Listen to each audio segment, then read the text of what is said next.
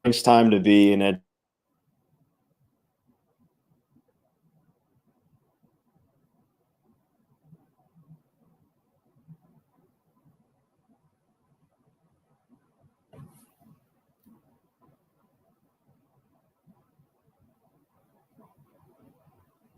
More so than anything.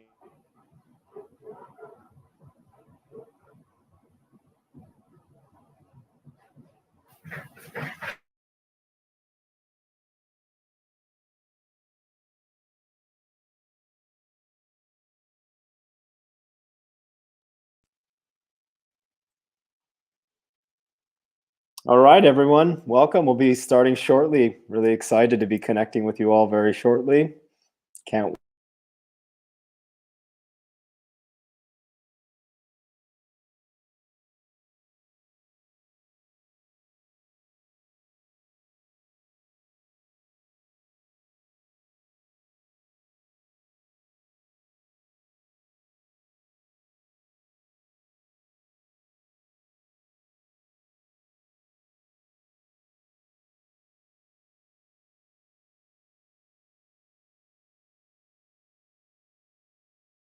Director of Learning and Development for the Boys and Girls Club.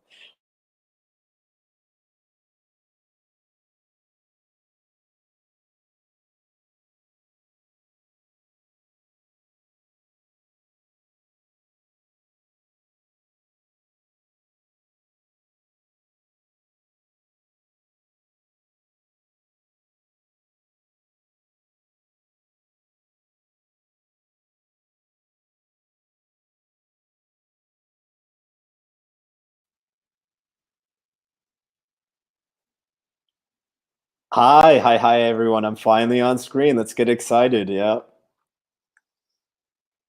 Welcome to another edition of Distance Learning. Again, we'll recap this. My name is Jamie Nunez, and I'm the Bay Area Regional Manager at Common Sense. Today, we have the pleasure of connecting with Erin Gutiérrez. She's the Director of Learning and Development at the Boys and Girls Club of San Francisco. Today, we're going to be talking about distance learning as it relates to these hybrid models and what we can actually learn from after-school programming. Prior to the pandemic, the number of kids the Boys and Girls Clubs was serving was anywhere along the ranges of 1,800 kids a day across the 14 locations in San Francisco. And they were serving kids mostly in need and needed the support. And so, Erin, I want to just welcome you and embrace your presence. How are you doing today? Doing great. So happy to be here. This is really exciting. I appreciate. Thanks for having me. You are so welcome, and I appreciate your presence here. I wanted to just start, and because we have such a short time, I wanted to start by asking you both the role that you have at Boys and Girls Club of San Francisco, as well as what your own thoughts, what your own definition of hybrid learning for kids and what it looks like for you all. So two-part question, if you don't mind. Mm-hmm. All right, well, I'll start with the first part. So I am the Director of Learning and Development at Boys and Girls Clubs of San Francisco. And that means that I oversee all of our onboarding, our career and professional development, and career pathing for our staff across all of our sites. And I'm also a mother of youth members who attend the club. So those gonna go side by side. And to answer the second part of your question, just my definition of hybrid learning, and I'm speaking of this as a youth development professional, but also as a mother, is I think the word that comes to mind is collaboration. So we have our, educators at schools working with our students and children online. We have in some cases, our after-school providers who are now working in community learning hubs, who are assisting youth with the supplies they need, with the emotional support they need, with helping them build skills. And then everybody's also partnering with families to making sure that when youth go home, that they are, have what they need to get their homework done and can follow up. And it's fascinating that, in many ways, the Boys and Girls Club of San Francisco is sort of like I'd almost say like a school district, given the amount of kids that you served every day And in many ways, you were leading the trends before we even started talking about hybrid models of education, bringing kids back. So I wanted to ask you, kind of as a large organization, how were you able to kind of organize kids to be learning and engage and still feel supported? Like, what were some of the ways in which you all did that? Yeah, that's a really big question, but I think it's important. So if we're thinking about how we adapted, how we pivoted, a lot of the work, while it was completely in new circumstances and new structure, we've done similar work in the past. So for as long as I can remember back, our staff have been helping youth complete their homework and provide tutoring support, things like that. And it's not that different now. So in a sense, where the kids still get assignments from their teachers and have to do work independently, we're there to provide emotional support, as I was saying, helping them track their assignments that they have, being really in touch with them and knowing if they are engaged, if they're not, what are the reasons they're not engaged, and intervening when necessary, and really helping them see the relevance and importance of their work, and celebrating their wins, small wins, big wins, all of that with them, so they get that sense of accomplishment. Oh, I love it. I love it, Erin. If you're joining us on the chat, I highly encourage you to give us your tips. How are you sort of organizing, or how are you able to pivot? Let's create a support system in our time together. Erin, I really enjoy that. And one of the things I'm really curious about is you touch on the connection staff have with their students. Can you talk a little bit about how do you develop that, and what that looks like in this point? And yeah, I'm really curious kind of what that development and what that connection looks like, particularly for kids that are just like either fatigued or oversaturated with digital media use. So. Yeah, it's huge. The relationships are huge. The trust is where it starts for our staff and our youth. And, the way you build trust in these relationships is very similar to others. We have to be consistent. We have to be clear. We have to be caring.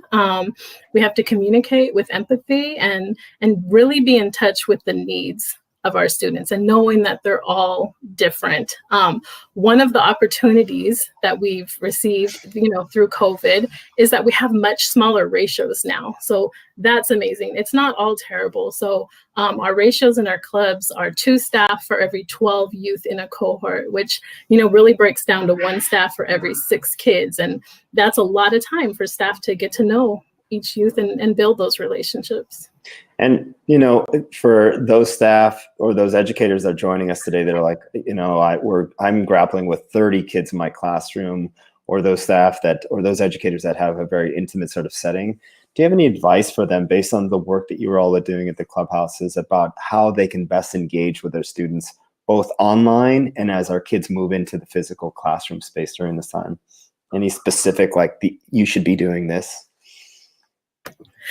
Okay, specifics. You should definitely be doing wet things. I think for sure it's taking a strengths-based approach and really leading and building from the assets that each youth have, acknowledging all of their wisdom and information that they bring from their homes and from their other places of their lives, and tapping into that. Because I know, and I'll speak as a parent in this sense, is I want my children to believe in the staff members that are supporting them and the educators that are supporting them.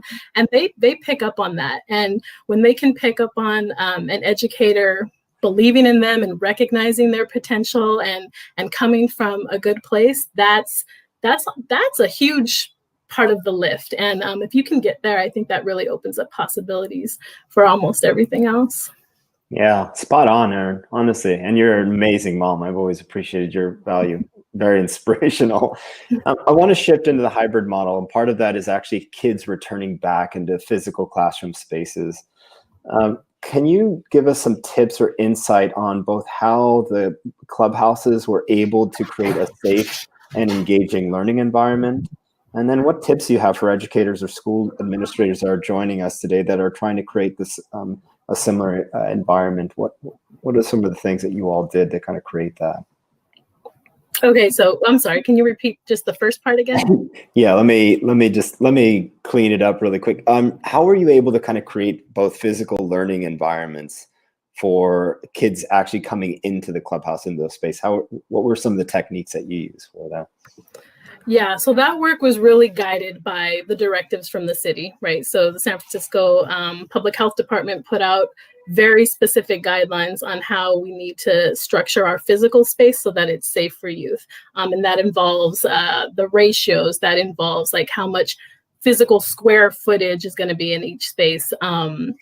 Masks, screening process for youth to come in, who can come into the facility or not. So we pretty much just followed the letter of the law when it first came out, and now they've expanded the ratios a bit. The city has, but we've maintained our lower ratios. One, just to be on the extra safe side, and we're really reaping the benefits of having the small ratios. So we've maintained that.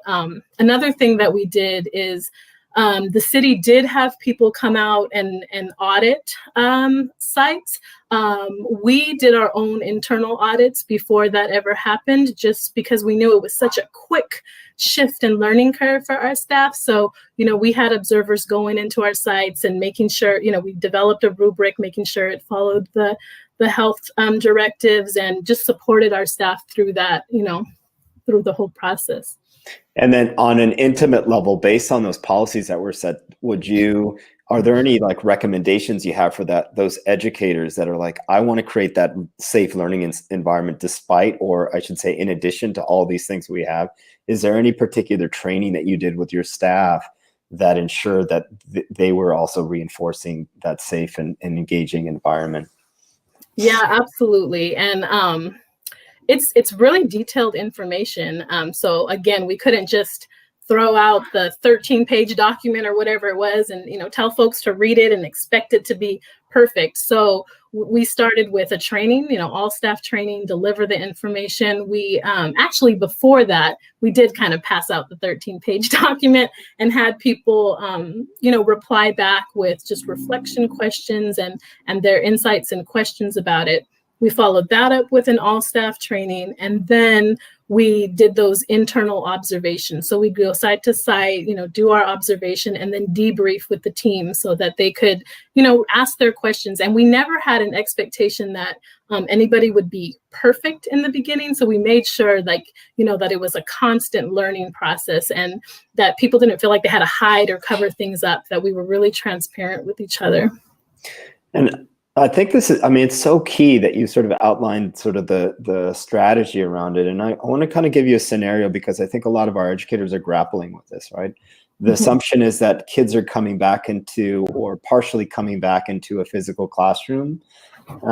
But there might be others that are still trying to learn or choose to learn online, right? Like the actual connection. So my question to you is, do you have any suggestions for those educators that have to deal with those, or not have to embrace that type of reality, right? That the idea of, I need to teach to the camera as well as to the child that's in front of me. What insights or what tips do you have for those educators trying to navigate that nuance of that hybrid model? You mean there are teachers who are going to be in a situation where they have youth or students in the classroom, and then there's also going to be students remotely in? Yeah, exactly. Yeah. Okay. Do you have that situation, or is that something that you guys work with or trained for? We do not have it happening at the same time, where we don't have, students in the room, and we're also at the same time working with the same facilitator working with students virtually. We do have virtual programming though. So that was a whole other learning process that happened at the same time as, working with students on site. And, we had a very similar training process, but, it's a different ball game, and we had to learn that it's not a quick translation. I'd be happy to go into more detail about it, but there are things that are similar, and we want to carry over those same strategies, but they look very different virtually. Yeah. And particularly on internet access and just access in general. And I'm curious if you can comment, how your model shifted or iterated based on knowing who your kids were and whether or not they had access to reliable internet or technology, right? So has it shifted, recognizing that reality? And if so, how, right? How have you sort of had to iterate on that? Yeah, so very early on, we did a needs assessment to find out which of our students had the technology they needed, which and who didn't have it. Luckily, I think most of our students or youth members who didn't have the technology at home but wanted virtual programming were able to access through SFUSD. So that wasn't a big problem for us. But we do have a lot of youth members who come to the club so that they could, engage in their classrooms, so that they have stable Wi-Fi, they have access to laptops, headphones, things like that.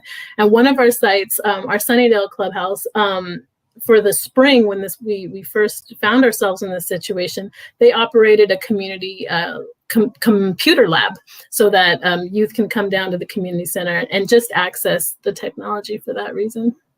That's powerful, and that's what I think separates you all from entities. Creating these hubs of support for students, knowing that there's a reality, right, for our kids during this time. I'm curious, where you see, given the realities that are happening at clubhouses or after school programs, where you see kind of the future of education. What does it sort of look like, given the fact that we're moving into this much more hybrid model or hybrid connection? What is the future based on kind of what you're seeing?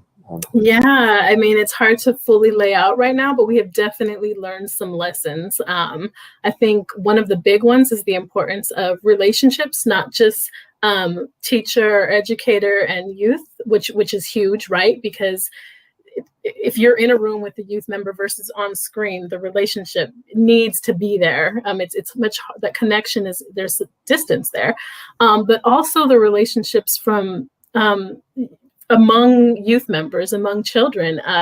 We're seeing that, students are missing their friends. And that's, I think, a huge part of what our program offers right now, is being able to provide that social interaction in a safe facility. And so I think we need to remember that, when we come through this. And I think we also need to remember the importance of community and collaboration, like how, not just us, but a lot of community organizations have stepped in and filled this gap. And we've worked with parents, we've worked with each other's with schools, and it was existent before, but that has really become a major focus. And we need to remember that when we go back to school. It's just, how do we continue that collaboration and working together, and not duplicating services, but really leveraging all of the assets that the community has. Absolutely. And one of the things that I really value about that comment is that for educators, often it can be really difficult to figure out who their support systems are. And so do you have any tips or insight for those educators listening in today about best ways to actually work together with community-based organizations, or folks that are already having and building those, or have those really strong relationships with their kids or their students? Yeah, and I can say pretty confidently, I think most community organizations are welcoming that, are wanting school staff to reach out to them. I would recommend having one contact person at a site or with an age group, and having that person be it, and being really clear about what you need from the relationship, what you can offer, and what you hope it looks like. I think this isn't new information. This is kind of best practices for community work that have been around for ages. But I think it's really important to have that ongoing communication and being clear with each other. I think it's important to set up maybe even like a regular check-in, if it's once a week, every 2 weeks, whatever the needs dictate. You're amazing, Erin. Geez, I wish we all had an Erin Gutiérrez in our school district. So don't worry, I'm not trying to pull you for anything, but I really appreciate that insight. So, let's get into the actual nitty gritty at this point, the takeaways, right? So educators listening in, they're saying, what can I take from this call or this connection for my work with our kids on Monday? Or for those administrators that are on the call, saying, what policies can I set in place, knowing that I might move into a much more hybrid or unique model in the classroom? Can you kind of share some overarching sort of takeaways that you think educators can use for their classroom, or administrators can use for their schools starting Monday? Sorry to put so much pressure, Erin, but how much I enjoy it. No, and again, there's no magic bullet. I'm going to start by saying that. And I think what's carried us through this time is knowing that we have to be flexible and we have to be reflective on our work. We can't get stuck in our ways because things are changing so rapidly. So, whatever it is you need to do to take care of yourself and get your mind right and open and in a positive space, that for me, and I think for my colleagues, has been just invaluable. So again, no magic bullet. I'm sorry, I don't have that to offer. It's kind of going back to the basics and fundamentals of what it means to be just a good youth developer, a good educator. And that's taking care of yourself first. I think it's spot on, Erin. I mean, I think it is helpful, particularly those educators are really grappling it, even in the holidays, like how much more of this can I take? Really taking into consideration that insight.